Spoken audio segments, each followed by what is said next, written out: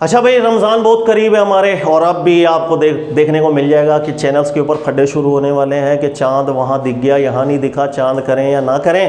اور ہمارے جو وفاقی وزیر ہوں گے ان کی طرف سے اعلان ہوگا کہ کیلنڈر اور علم فلکیات کے حساب سے رؤیت ہلال متحقق ہو چکی ہے، کل پہلا روزہ ہوگا. لیکن رؤیت ہلال کمیٹی اس کی طرف سے اعلان ہو جائے گا کہ چاند نہیں دکھا، لہٰذا روزہ پرسوں ہوگا. تو ایک بحث چھڑ جائے گی ہر سال کی طرح، کوئی نئی چیز تو ہے نہیں.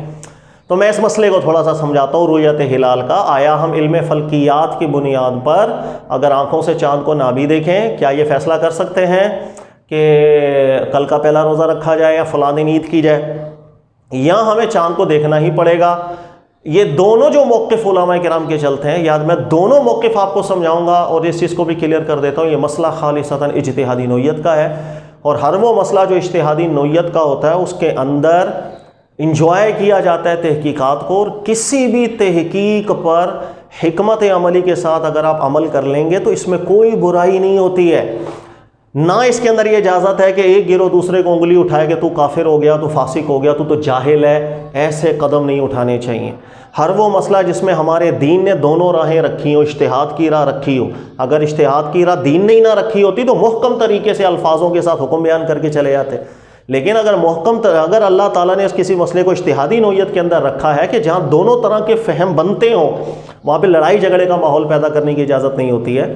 اچھا، اب یہ دیکھیے گا کہ میں آپ کو بیان کر دیتا ہوں کہ وہ علماء کرام جن کے نزدیک رؤیت ہلال، جو ہماری ایک رسم چلتی آ رہی ہے کہ ہم چاند کو دیکھ کے فیصلہ کرتے ہیں اور چاند کو دیکھ کر عید کرتے ہیں، اس کو تبدیل نہ کیا جائے.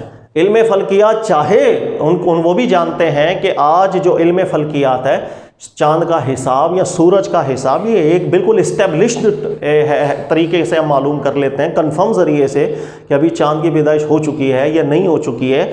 اس کے باوجود ان علماء کرام کا استدلال یہ بنتا ہے کہ یہ جو رسم چلتی ہوئی آ رہی ہے، اس رسم کو نہ توڑا جائے، اسی رسم کے مطابق رؤیت ہلال کا فیصلہ کیا جائے.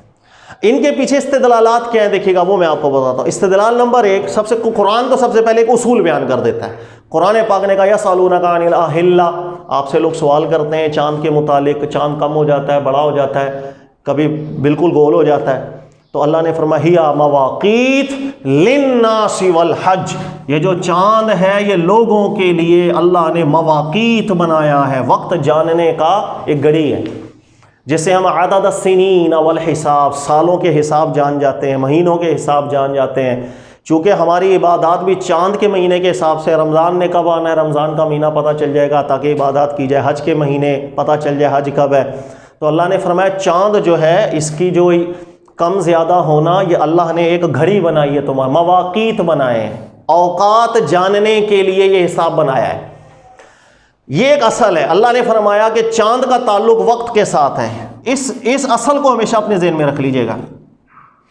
جن علماء کرام کے نزدیک اس رسم کو ہم خراب نہ کریں، جو رسم چلتی آ رہی ہے کہ ہم آنکھوں دیکھ کر کے چاند کو روزہ رکھ رہے ہیں یا عید کر رہے ہیں، ان علماء کے نزدیک پہلی بات ذہن میں رکھیے گا کہ اس وقت کو جو اللہ نے بیان کیا، رسول اللہ صلی اللہ علیہ وسلم نے اپنے زمانہ مبارک کے اندر اس کو اپلائی کس طرح کیا، وہ دیکھ کر کے. حالانکہ اگر لوگ اس وقت علم فلکیات کے ماہر نہیں بھی تھے، رسول اللہ صلی اللہ علیہ وسلم پر تو وحی اللہ کی آ رہی تھی.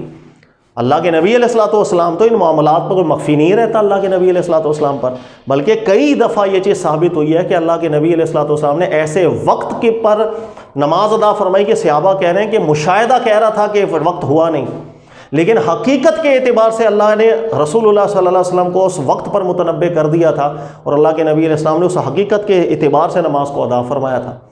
تو رسول اللہ صلی اللہ علیہ وسلم پر اللہ کی وحی ضرور ہو رہی تھی، لیکن اس کے باوجود بھی اللہ کے نبی صلی اللہ علیہ وسلم نے لوگوں کو علم فلکیات کے تکلف میں نہیں ڈالا، نہ اس کی ترغیب دی، بلکہ لوگوں کو ایک آسان ضابطے کے تحت جو اس وقت دنیا میں چل بھی رہا تھا، مشاہدے کی بنیاد پر رسول اللہ صلی اللہ علیہ وسلم نے اس حکم کی اپلیکیشن اس انداز میں کروا دی، صوموا لرؤیتی وافطروا لرؤیتی، یعنی چاند کو دیکھ کے سمپل روزہ رکھو، چاند کو دیکھ کے افطار کر لو. تو نمبر ایک ذہن میں رکھیے گا کہ اللہ کے نبی علیہ الصلوۃ والسلام نے قرآن کے حکم پر عمل اس انداز میں کروایا. نمبر دو، رسول اللہ صلی اللہ علیہ وسلم کے زمانہ مبارک سے جو عملی تعامل چلتا آ رہا ہے قرن اول سے، وہ اسی چیز کے اوپر چلتا آ رہا ہے کہ وہ رؤیت کے حساب سے ہی روزہ بھی رکھ رہی ہے اور وہ رویت کے حساب سے چاند کر رہی ہے۔ اور یاد رکھ لیجئے گا کہ اگر ہم کوئی بھی استدلال جو حدیث میں آئی چین کی بات سے، یہ نا میں نے فلاں سے سنا، میں نے فلاں سے سنا، اس بنیاد پر جو ہم استدلال کرتے ہیں یہ استدلال نہایت کمزور ہوتا ہے۔ لیکن اگر کسی بھی چیز کا استدلال تعامل جو کرنے اول سے چلتا ہوا آ رہا ہے اس بنیاد پر کیا جائے تو بہت زبردست اور بہت بڑا استدلال ہوتا ہے۔ لہٰذا یہ علماء کرام ارشاد فرماتے ہیں صدر اول سے صحابہ کرام کے دور سے، چونکہ یہ ایک عملی ایک تعامل ایسا تھا، تواتراً یہ چیز نقل ہوتی گئی کہ اس وقت وہ لوگ رویت کے اوپر ہی مدار رکھا کرتے تھے۔ اگلے آنے والے قرن ثانی کے لوگوں نے بھی اسی رسم کو جاری رکھا، تیسرے دور نے بھی اسی رسم کو جاری رکھا، چوتھے دور نے بھی اس رسم کو جاری کیا، یہاں تک کہ 7ویں اور 8ویں صدی کا جب دور آیا اس وقت مسلمان علماء اتنے بڑے یہ جو چاند و سورج کے حساب ہیں اس کے اتنے ماہر ہو چکے تھے کہ آئندہ آنے والے 100 سال کے کیلنڈرز بنا دیے تھے۔ چاند کی رویت کے حساب سے بھی انہوں نے بہت کام کیا تھا اور سورج گرہن کے حساب سے بھی کام کیا تھا۔ آپ کو حیرانی ہوگی اس پہ شیخ الاسلام ابن تیمیہ صاحب کے رسائل موجود ہیں کہ علماء نے 100 سال کی پوری فہرستیں بیان کر دی تھی کس دن پہ سورج گرہن ہونا ہے، کس دن پہ چاند گرہن ہونا ہے۔ تو مسلمان اس 7ویں اور 8ویں صدی کے اندر بہت آگے نکل گئے تھے، لیکن اس بہت آگے نکلنے کے باوجود یعنی علم فلکیات پہ مسلمانوں کا ایک عبور ہو جانے کے باوجود بھی متفقہ طور پر علماء یہی ذکر کر رہے ہوتے تھے کہ چاہے علم فلکیات کے بنیاد پر اور رویت کے حساب سے فرق آ جاتا ہے، لیکن ان تمام علماء کرام نے بھی یہ ذکر کیا، میجورٹی نے، کہ جو رسم رسول اللہ صلی اللہ علیہ وسلم نے جاری کروائی ہے اس رسم کو ہم نہ ہی بدلیں تو اچھا ہے۔ اس لیے کہ اگر کبھی ہم رسم بدلنے پہ آ گئے، اگر کبھی ہم رسم بدلنے پر آ گئے پھر دین کا کچھ نہیں بدلے گا۔ اس لیے کہ رسول اللہ صلی اللہ علیہ وسلم نے جو رسم جاری کروا دی اور جس رسم کو قرون اول نے تواتراً اختیار کیا، اسی تواتر سے آگے منقول ہوتا چلا گیا۔ اگر ہم اس تعامل پر بھی ضرب لگانا شروع کر دیں گے پھر ہماری کوئی بھی عبادت کا معاملہ ایسا نہیں رہے گا کہ جس میں ہم ایک تبدیلی نہ کر دیں۔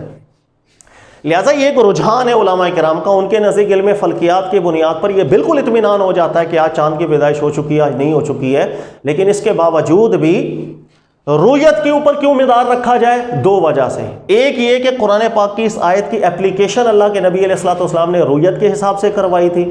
نمبر دو، اسی رسم کو اللہ کے نبی علیہ السلام نے جاری کروا دیا تھا لوگوں کے اندر، پھر یہی رسم کرنے اول کے تعامل سے آگے ہوئی اور تواتراً آج تک چلتی آ رہی ہے۔ لہذا ہر وہ رسم جس کو نبی علیہ السلام جاری کروا دیں اسے کہا جاتا ہے اللہ کے نبی علیہ السلام کی عملی متواتراً ایک سنت جو رسول اللہ صلی اللہ علیہ وسلم جاری کروائیں، اس کو نہیں چھیڑنا چاہیے۔ اس لیے کہ جب کبھی آپ کوئی دنیا میں ایسے موڑ پر آ گئے کہ جہاں آپ اللہ کے نبی علیہ السلام کی جاری کردہ سنت کو چھیڑنا شروع کر دیں گے پھر دین کا کچھ نہیں بچے گا۔ پھر ہر بندہ کسی تحقیق کی بنیاد پر اس سنت کو جو رسول اللہ صلی اللہ علیہ وسلم جاری کروا دیں کسی بھی زمرے کے اندر جو کرنے اول سے تعاملاً چلتا آ رہا ہو، پھر وہ سب بدلنا شروع ہو جائے گا۔ لہٰذا یہ علماء کا استدلال ہے اور سر آنکھوں پر اور بہت اچھا استدلال ہے، کمزور استدلال نہیں ہے۔ اچھا، اس کے مقابلے میں ہم دیکھیں گے تو قلیل صحیح لیکن شروع سے ہی علماء کرام رہے ہیں، بہت قلیل تعداد میں رہے ہیں تابعین کے دور سے۔ مطرف بن عبداللہ بہت بڑے تابعین عالم دین ہیں، صحابہ کے ساتھ رہنے والے تھے، اور وہ اس وقت بھی یہ بیان کرتے تھے کہ علم فلکیات کی بنیاد پر اگر ہماری گرفت حاصل ہو جائے کہ ہم علوم فلکیات یا حساب جان لیں چاند کا سورج کا، اس حساب کی بنیاد پر پھر ہم اگرچہ روزے کا یا چاند کا فیصلہ کریں کر سکتے ہیں۔ تو تابعین میں سے مطرف بن عبداللہ یہ گزرے ہیں۔ اس کے علاوہ شافعی علماء ابو العباس ابن سریج یہ شافعی علماء میں سے ہیں، ابن قتیبہ شافعی علماء میں سے ہیں۔ اس کے علاوہ ایک بہت بڑا نام ہے تقی الدین سبکی رحمۃ اللہ علیہ، 8ویں 9ویں صدی ہجری کے ہیں، اور یہ وہی دور ہے جس میں نے آپ کو بھی پہلے ذکر کیا کہ علم فلکیات پر، سورج اور چاند کے حساب کتاب پر بہت مسلمانوں کو عبور حاصل تھا، یہاں تک کہ وہ 100 سال کے کیلنڈرز بھی بنا چکے تھے، اور یہاں تک کہ اس 8ویں صدی کے علماء کرام علم حساب کو، فلکیات کے سورج اور چاند کے، اس کو قطعی درجے کا ڈکلیئر کر کے گئے ہیں، اتنے حساب پر مہارت ہو چکی تھی اس وقت۔ لہذا تقی الدین سبکی صاحب ایک بہت بڑا نام ہے، انہوں نے بھی ذکر کیا کہ علم فلکیات کی بنیاد پر بالکل ہم روزہ رکھ سکتے ہیں اور عید کر سکتے ہیں۔ تو یہ میں نے چند نام۔ اچھا، آج کے دور میں اگر آپ دیکھیں تو بہت بڑا نام ہے یوسف قرضاوی صاحب رحمۃ اللہ تعالیٰ علیہ، ابھی حال ہی میں ان کا انتقال ہوا ہے، بہت بڑے عالم دین ہیں۔ ان کا رجحان بھی اس جانب مائل ہوا کہ بالکل علم فلکیات کی بنیاد پر ہم روزے اور چاند کا فیصلہ، عید کا فیصلہ کر سکتے ہیں۔ اب استدلال میں سمجھا دیتا ہوں اس کا استدلال کیا ہے. دیکھیے گا اللہ نے قرآن پاک میں ایک اصل بیان کر دی کہ چاند اصل میں ہے وقت، اس کی ہم وقت کی پہچان حاصل کریں. اچھا کیا اللہ تعالیٰ نے چاند سے وقت کی معرفت جو ہم نے حاصل کرنی ہے اس کو کسی صورت میں مقید کیا ہے؟ کوئی کنڈیشنز اللہ تعالیٰ نے بیان کی ہیں کہ بھائی یہ اس کنڈیشن کے اندر آپ نے صرف اوقات دیکھنا ہے یا صرف دیکھ کے آپ نے فیصلہ کرنا ہے، کسی اور طریقے سے اوقات کا فیصلہ آپ نے نہیں کرنا ہے؟ قرآن پاک نے اس چیز کو ذکر نہیں کیا، بلکہ ان علماء کرام کے نزدیک اللہ نے یہ حکم اپنے اطلاق پر رکھا ہے. نمبر 2، پھر اللہ تعالیٰ نے قرآن پاک میں 2 جگہوں پر ایسا حکم ارشاد فرمایا کہ خاص توجہ اللہ تعالیٰ ہماری اس طرف دھیان کروا رہے ہیں کہ یہ جو معاملات ہیں سورج کے اور چاند کے، اس کے اندر غور و فکر کرو، اس حساب کو خود سمجھو، پھر اس حساب کے اسی پر چلتے ہوئے آپ اوقات کر نکال سکتے ہیں. وہ کیسے؟ اللہ نے فرمایا چاند سے متعلق تم سے سوال ہوتے ہیں، قل آپ فرمائیے مواقیت للناس، یہ اس سے وقت کی پہچان ہوتی ہے. اچھا وقت کی پہچان کیسے ہو؟ اللہ نے ذکر نہیں کیا، لیکن اللہ نے دوسری جگہ ارشاد فرما دیا والشمس والقمر بحسبان. اللہ نے فرمایا غور کرنا، سورج ہو یا چاند ہو، ایک بالکل حساب سے اللہ نے ان کو مقرر کیا اور یہ چل رہے ہیں. ان کی گردشوں کا بالکل ایک ایگزیکٹ حساب ہے، یہ اللہ نے قرآن میں ذکر کر دیا. وقت ہے، چاند وقت ہے. پھر اللہ نے ذکر کیا اور سورج اور چاند جسے ہم اوقات کو پہچانتے ہیں، بھی حسبان، ایک حساب اور کتاب سے باقاعدہ ان کی چالیں ہیں، ان کا چلنا گردش کرنا مکمل ایک حساب سے ہے. پھر تیسری جگہ اللہ نے فرمایا لِتَعْلَمُوا عَدَدَ السِّنِينَ وَالْحِسَابَ، تاکہ تم سالوں کے حوالے سے معلومات حاصل، تمہیں علم ہو، سالوں کا علم ہو جائے، والحساب، اور حسابوں کا بھی علم ہو جائے.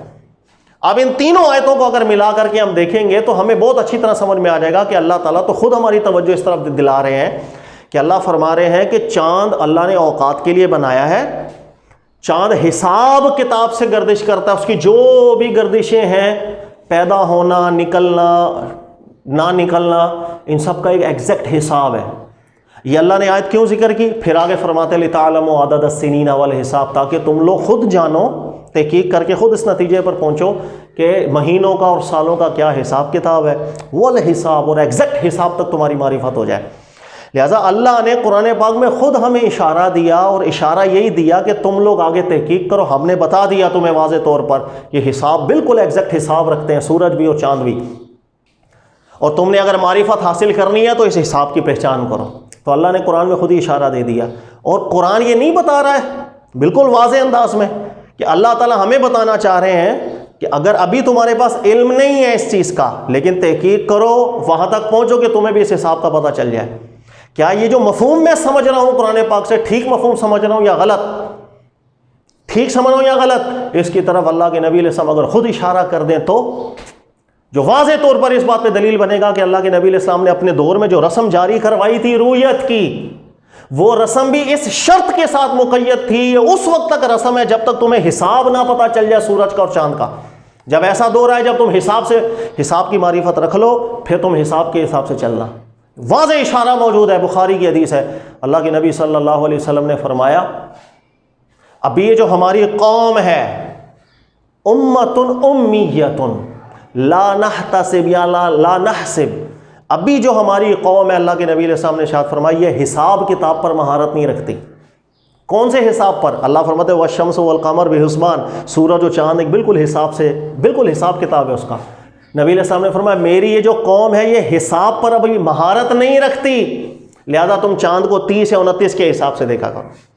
اب اللہ کے نبی علیہ السلام نے چاند کو رؤیت کے حساب سے جب حکم ارشاد فرما رہے ہیں تو اس سے پہلے یہ کیوں ارشاد فرما رہے ہیں کہ ابھی یہ جو قوم ہے حساب پر مہارت نہیں رکھتی ہے، لہذا رؤیت کے حساب سے چلو. تو اللہ کے نبی علیہ السلام خود ہی اشارہ واضح طور پر دے رہے ہیں کہ ہمارا رؤیت کے حساب سے امت کو لے کر ابھی چلنا، اس کی ایک ریزن ہے، اور وہ وجہ یہ ہے کہ یہ حساب پر ابھی مہارت نہیں رکھتی ہے.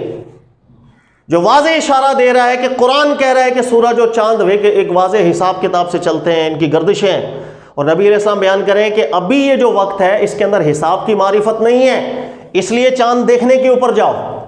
یہ دونوں جب چیزیں ملتی ہیں اب واضح نتیجہ مل جائے گا کہ اگر وہ دور آئے کہ جب یہ نبی علیہ السلام کی امت اس قابل ہو جائے کہ وہ حساب کتاب پر مہارت حاصل کر لے، تو کیا حساب کتاب کے حساب سے قرآن کہہ رہا ہے والشمس والقمر بحسبان لتعلموا عدد السنین والحساب، تو کیا اب ہم سالوں کی پہچان اس حساب سے نہیں کر سکتے؟ بالکل کر سکتے ہیں۔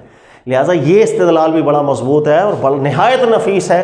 قرآن پاک سے بھی استدلال بنتا ہے، حدیث کی فہم سے بھی استدلال بنتا ہے، اور اللہ کے نبی علیہ السلام کا واضح فرمانا کہ یہ جو قوم ہے ابھی حساب پر مہارت نہیں رکھتی ہے، تو جو واضح دلیل ہے اس بات پر کہ حساب کا رویت کے یہ جو چاند کے معاملات ہیں اس میں گہرا تعلق ہے، اس تعلق کو رسول اللہ صلی اللہ علیہ وسلم بیان کر کے تشریف لے گئے۔ لہذا یہ دو طبقے علماء کرام کے بن گئے ہیں۔ اور جہاں تک رہی یہ بات کہ اللہ کے نبی علیہ السلام کے دور سے جو رسم چلتی ہوئی آ رہی ہے اس میں بدلاؤ نہیں آنا چاہیے، بالکل ٹھیک ہے، لیکن جب اللہ کے نبی صلی اللہ علیہ وسلم خود اشارہ دے کر جا رہے ہوں کہ یہ رسم حساب کی بنیاد پر آگے جا کر کے آپ لوگ اس پر بھی عمل کر سکتے ہیں، جب ایک اشارہ اللہ کے نبی علیہ السلام خود دے رہے ہوں، تو پھر بعد میں اگر کوئی تغیر آ جائے حساب کتاب کی بنیاد پر تو اس میں کوئی مذائقہ نہیں ہونا چاہیے۔ لہذا دونوں طرف بڑے بڑے علماء ہیں، دونوں کی اعلیٰ تحقیقات ہیں، سبحان اللہ، جس کا جہاں دل مائل ہوتا ہے وہ اس تحقیق کو چن سکتا ہے، اس پر عمل بھی کیا جا سکتا ہے، لیکن مسئلہ صرف یہ ہوتا ہے کہ ماحول کو دیکھنا بڑا ضروری ہوتا ہے۔ آج ہمارے یہاں کچھ لوگ جذباتی ہیں، وہ پتہ کیا کرتے ہیں، وہ کہتے ہیں یار رؤیت ہلال کمیٹی کو فارغ کرو، سائنسدانوں کے ہاتھ میں یہ کام دو، وہ خود ہی اعلان کرتے رہیں۔ انتشار نہیں پیدا کرنا چاہیے۔ دیکھو ایک رسم چلتی آ رہی ہے، کوئی آج سے چلتی آ رہی ہے، کوئی 50 سال سے چلتی ہوئی آ رہی ہے، رؤیت کے حساب یہ رسم چلتی آ رہی ہے صحابہ کرام کے دور سے، اتنی پرانی رسم ہے جو چلتی آ رہی ہے مسلمانوں پہ، اور مسلمانوں کی 90% لوگ اتفاق بھی کرتے ہیں اس رسم پہ۔ اب پاکستان کے ماحول کو ہی دیکھ لیں، رؤیت ہلال کمیٹی کا اعلان ہوتا ہے، 90% پاکستان روزہ رکھنے لگ جاتا ہے۔ صرف ایک مخصوص علاقہ ہے کہ جہاں پر کچھ مسئلے کو کرتے ہیں ایک مسجد والے، ورنہ 90% لوگ الحمدللہ متفقہ طور پر روزہ رکھتے ہیں۔ پھر رؤیت ہلال کمیٹی اعلان کرتی ہے، پھر متفقہ طور کے اوپر 90% پاکستان وہ عید کر رہا ہوتا ہے۔ اسی طرح دیگر ممالک کو بھی دیکھ لیں، رؤیت ہلال کی جو کمیٹیاں جس طرح بھی انہوں نے بنائی ہیں ان کے اعلانات کے اوپر وہ روزے رکھتے ہیں، عید کرتے ہیں۔ تو جس ملک میں جب ایک نظام قائم ہو جائے، اس نظام کے تحت معاملات چل رہے ہوں اور لوگوں کے اندر ایک اتحاد کی فضا بھی ہو، پھر یہاں پر بیچ میں گھس کے فتنہ پیدا کرنے کی اجازت نہیں ہوتی کہ میں بیچ میں گھسوں اور بولوں بھائی میرا استدلال زیادہ مضبوط ہے لہذا فارغ کرو اس پوری رؤیت ہلال کمیٹی کو، اور یہ میں جو طریقہ بیان کروں اس طریقہ پہ چلو۔ امت میں فساد پیدا کرنے کی اجازت نہیں ہوتی۔ ہاں یہ ضرور ہے کہ جس طرح میں نے آپ کو دونوں علماء کے موقفات ذکر کیے ہیں، آپ استدلالات اور تحقیقات دونوں سامنے رکھیں، نہ وہ بری تحقیق نہ یہ کمزور، یہ بھی بڑی مضبوط وہ بھی بڑی مضبوط، جہاں مضبوط جانب دونوں نکل رہی ہوں اسی کو اجتہادی مسائل کہا جاتا ہے۔ میں لڑنے کی بات نہیں ہوتی۔ ابھی پاکستان کے اندر رؤیت کے حساب سے ایک کمیٹی بنی ہوئی ہے، اسی میں رہنا چاہیے، اسی کے اعلانات پہ روزہ رکھنے چاہیے، عید کرنی چاہیے۔ ہاں ساتھ ساتھ لوگوں کو ایجوکیٹ کرتے چلے جائیں، لوگوں کو بتاتے چلے جائیں کہ یہاں مسئلہ اجتہادی نوعیت کا ہے، یہ رخ بھی بڑی مضبوط ہے۔ اور جس وقت عمومی فضا پیدا ہونا شروع ہو جائے کہ لوگ اس قول کو اختیار کریں اور اتفاق رائے سے اکثریت کی بنیاد پر ایک قانون سازی ہو جائے، لوگ اس کو قبول بھی کریں کہ ہاں بھئی نیکسٹ ٹائم سے یہی جو کمیٹی ہے رؤیت ہلال کی، یہ اب فیصلہ علم فلکیات کے حساب سے کرے گی، لوگ آپ کے استدلال کو سمجھ جائیں، پھر آپ قدم اٹھائیں اور علم فلکیات کی بنیاد پر فیصلہ کر لیں، تو لوگوں میں انتشار پیدا کرنے کی بھی ضرورت نہیں ہوتی۔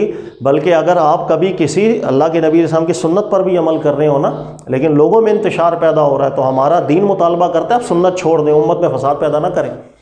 یہ زیادہ مطلوب ہے کہ آپ امت کو ایک اتحاد کے اندر رکھیں۔ امت میں فساد پیدا کر دیا، پھر آپ کی باپ کی بھی کوئی نہیں سنے گا، پھر آپ لاکھ استدلالات پیش کریں وہ آپ کے منہ پہ مار کے جائے گی، وہ الٹا اور گستاخ ہوتی چلی جائے گی۔ امت کو قائم رکھنا پڑتا ہے، اس کے عملی اتحاد کو بھی رکھنا پڑتا ہے، پھر ایک استدلالی اور تحقیقی فضا بھی پیدا کرنی پڑتی ہے۔ انشاءاللہ تعالیٰ یہ بھی چیز آ جائے گی سامنے، لیکن فتنے فساد کی صورتحال پیدا نہیں کرنی چاہیے۔ جزاک اللہ۔ یہ رؤیت ہلال کے حوالے سے میں نے کچھ گزارشات تھی، ذکر کر دی۔ اللہ تعالیٰ ہمیں سمجھنے کی توفیق دے، عمل کرنے کی توفیق دے، لڑائی جھگڑے کے ماحول سے بھی بچائے۔